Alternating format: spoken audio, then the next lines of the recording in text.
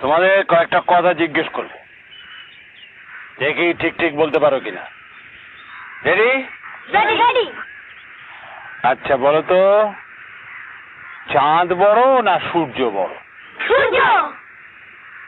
কেমন করে জানলে? দাঁড়াও,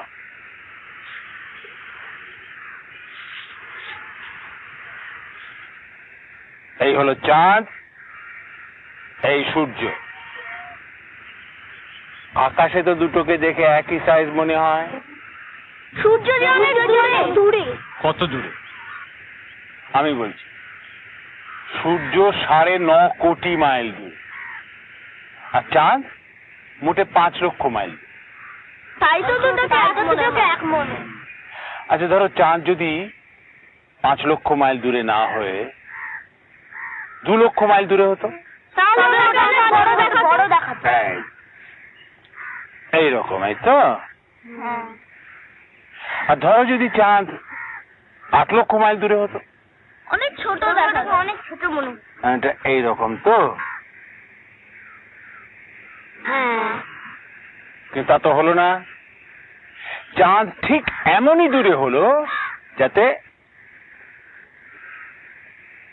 এইরকম। তাই চাঁদ যখন সূর্যের উপর এসে পড়ে, আস্তে আস্তে তাকে ঢেকে ফেলে, একদম চাকতি চাকতি মিলে যায় সূর্যগ্রহণ। সূর্যের পূর্ণগ্রহণ।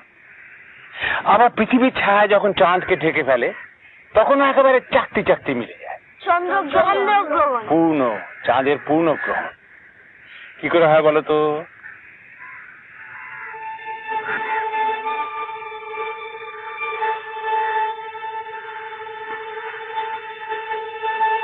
বলতে পারলে না? পৃথিবীর সবচেয়ে বড় পণ্ডিতকে জিজ্ঞেস করো, সেও বলতে পারবে। কেউ জানে না। এক বিস্ময়।